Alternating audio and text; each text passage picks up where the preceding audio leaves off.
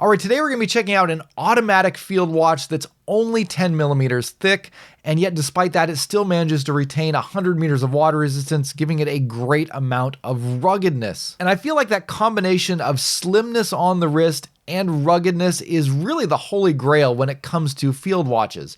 So right off the bat, this watch has a lot going for it, but I feel like there's a little bit of a tension in the design between trying to keep things too traditional and trying to do something unique and interesting at the same time that just doesn't quite work perfectly for me. Today we're going to be checking out the Sattelberg from Second Hour Watches.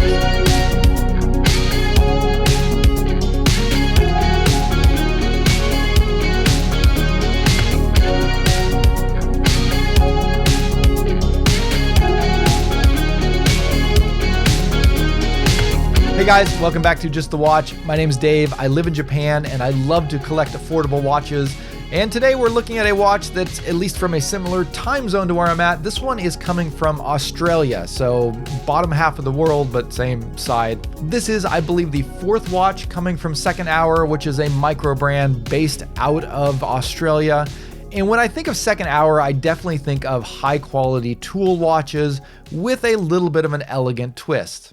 Some of their designs are a little bit more creative, some of them a bit more restrained and traditional. This is a well-spec'd, traditional-looking field watch with a little bit of a dressy twist to it. Again, I think the standout feature is that combination of slimness and water resistance. That's something that's very difficult to find in watches in this price range, or at least in automatic watches in this price range. Second Hour sent over two watches for me to take a look at. One they call the Service Blues and the other the Beacon. The Service Blues is kind of a dark blue dial that has a vertical brushed finish. I really like that. It's a finish that you don't see that often on dial designs. And it's a really beautiful shade of blue, and depending on the lighting, whether you're indoors or outdoors, it's going to look either very bright and vibrant or kind of very dark and almost black, and I like that kind of contrast. The Beacon, as you can probably guess from the name, is a fully loomed dial, and this one's really cool. This was definitely my favorite of the two that they sent over. It has a much different look than the other ones, not only with the color scheme being more black and white, but also with the blacked out case, and just overall a higher amount of contrast and legibility that I feel like this watch really needs. Now, these two watches are on loan from Second Hour. I'll be shipping them back to them when I'm done. However, they did agree to send over a production unit after the review is completed. But as is the case for all reviews on this channel, Second Hour did not have any input into the content of this review, nor did I receive any compensation other than the watch itself. So let's start by talking about the dimensions and specifications of this watch, and then after that I want to focus on the design because I think the dimensions and specifications kind of speak for themselves. They're very good for a watch in this price range. The design is where things get a little bit interesting, and yeah, that's where we'll spend a lot of our time talking about. For me, the two most impressive specifications on this watch are the slimness and the water resistance. It is very rare to find a watch that is only 10 millimeters thick and still maintains 100 meters of water resistance. And I think those are particularly great specifications for a field watch. This is a watch that is going to be very unobtrusive on your wrist because of that slimness, and yet it is still very rugged. It will handle any kind of outdoor activity that you're going to throw at it. So to me, that's just awesome. But beyond that, the rest of this watch is very well spec'd. You're getting a sapphire crystal with anti-reflective undercoating. You're getting a hardening treatment on that stainless steel case. The lume on the normal variants is decent, and the lume on the Beacon is insane. And inside you get a Japanese automatic Miyota 9015 movement, which is one of my favorite movements to see in a watch in this price range. It's a very slim movement, which plays a large part in this watch being able to be so thin, but it's also very accurate, with an out-of-the-factory accuracy rated to be between -10 and plus 30 seconds a day, with a nice smooth 28,800 BPH beat rate that ticks at 8 times per second. The dimensions are right in the sweet spot for most people. This is a 40 millimeter diameter watch with 20 millimeter lugs and a 46.5 millimeter lug to lug. I think it looks great on my 7.5 inch wrist, but I think you can also wear it on a smaller wrist as well with no problem. And the comfort on the wrist is going to depend a lot on the strap that you choose to wear with it. Second Hour includes 2 different straps with each watch. One is a leather-backed canvas strap, and the other is an elastic strap, and both of them have colors that match the dial and the color options on the watch that you choose. The canvas one has a more premium look, but it is a little bit on the stiff side and will require some break-in time. And after a couple days of wearing it on the wrist, it still felt a little bit on the stiff side to me, but the elastic strap was instantly comfortable, and often I forgot whether or not I even had a watch on my wrist when I was using it on that strap. Both straps feature quick release spring bars, and with those 20mm lugs, you're also going to have a lot of other strap options if you want to put this over on a leather strap or on a traditional NATO strap.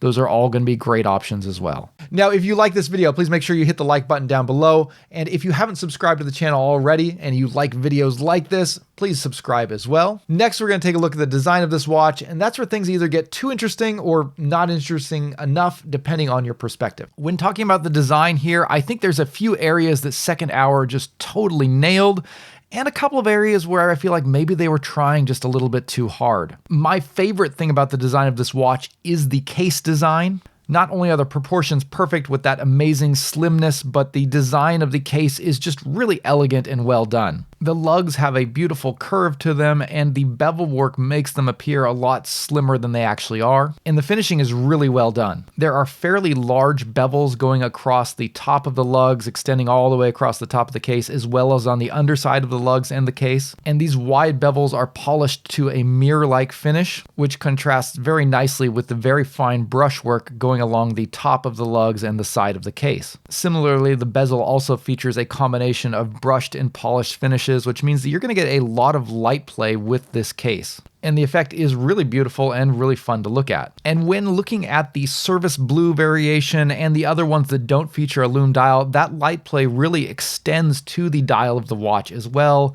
which is where I feel like we're starting to run into some of the issues that I have with the design. While the overall design of the dial does follow the classic field watch cues, Second Hour has made a number of kind of creative changes to try and mix that up a little bit. The dial features 2 different kinds of applied markers on it. At 2, 4, 6, 8, and 10, you are getting these applied Arabic numerals, which are fully loomed and offer a lot of contrast against the dial below it. And I really like these. I think they look really cool, especially at an angle, because you would expect something like this to be printed, but it is actually applied. So there's an added layer of depth there that I think is really interesting. For all the other hours on the dial, there are these metallic arrowhead-shaped markers, which are both beveled and polished. And the custom handset matches the finishing of those arrows with a polished and beveled look. And all of these polished and beveled elements on the dial are a little bit unusual for a field watch. They give it a little bit of a dressier look, and while all of these elements do catch the light in very interesting ways, they can also completely disappear in some lightings, particularly when you're indoors. Now, to counteract this a little bit, Second Hour has also included a very high contrast printed chapter ring going around the outside of all of the markers, as well as loomed segments on the hands. So when you do get into a lighting situation where the polished elements don't immediately jump off the dial,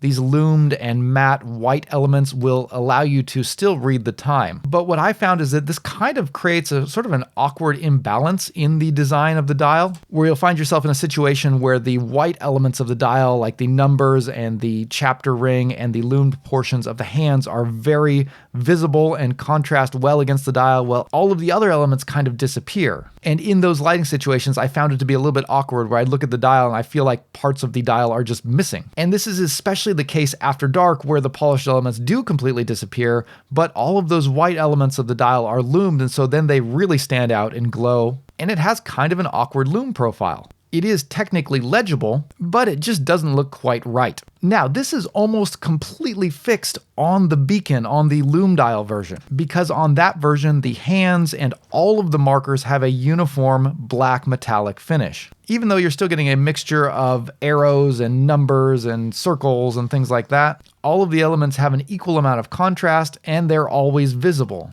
And this is also true in the dark because the entire dial is loomed. It glows in a very bright blue, which silhouettes all of the other dial elements, making them very visible at night as well. And while we're on the topic of lume, I did run this through my J-score testing system. The lume on the Service Blues scored good for a field watch with a score of 6, But as you probably would expect, the Beacon with its full lume dial scored much better with an outstanding score of 9, which is great for a field watch. Jumping back to the dial design, I think they did an excellent job with the date integration on this watch as well. The date is placed at 6 o'clock, just above the 6 o'clock numeral, and it is both color matched to the dial and tucked right into that military time scale that goes around the inside of the dial, which really helps it to blend into the overall design of the watch very well. So I really like the way that came out. Finally, one last thing to point out on the dial. One of Second Hour's trademark design cues is to emphasize the hours at 12, 4, and 8, rather than the more traditional 12, 3, 6, and 9. In this case, it's been done very subtly with an accent color,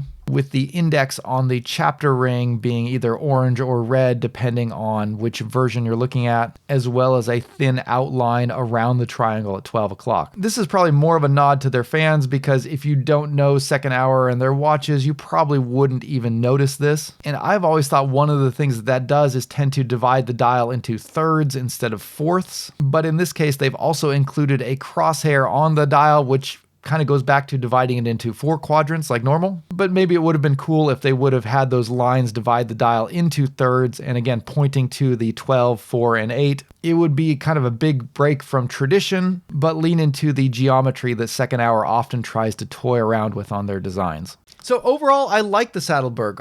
We don't see enough field watches that are slim like this, and I think that's just a great feature for this watch to have. And for the most part, I think the design is safe enough that it's not going to turn a lot of people off. But for me, I kind of wish they would have gone one way or the other, either try to make it a more interesting field watch, to make it more distinct from your traditional field watches, or kept it more traditional with more of a high contrast rather than mixing up those polished and matte elements that are present on the standard color variations. Again, because of those issues, I strongly would gravitate towards the Beacon, the full loomed one with the black and white color layout. That just feels like a little bit more of a solid design with a greater degree of legibility and overall functionality. At $450, I think the price on this watch is just right. From a pure technical standpoint, you're going to be hard-pressed to find a better spec'd, better built watch in this price range. Hamilton is an obvious comparison, but a lot of their watches can't match this in terms of water resistance or the level of lume. But with Hamilton, you're going to get a better design, more heritage, and a better movement, and along with that, a higher price. So if you're not that concerned with the brand on the dial, I think this is an excellent alternative. But what do you guys think? Drop me a comment down below. Always love to hear your thoughts. I think it's been interesting to watch Second Hour kind of grow as a brand. Some of their designs feel more restrained. Some of them feel more out there. For me personally, my favorite watch from theirs remains the Mandala. And so while I love to see them branching out into different styles of watches like field watches, I think if you're going to get a watch from Second Hour, the Mandala still is the one to get. But this is a really cool entry into the field watch segment. Thank you guys all for watching today. If you're interested in getting a t-shirt or a hoodie like this one, you can check that out at justthewatch.com. But that's going to wrap it up for today. Thanks again for watching, and I'll see you next time. Bye.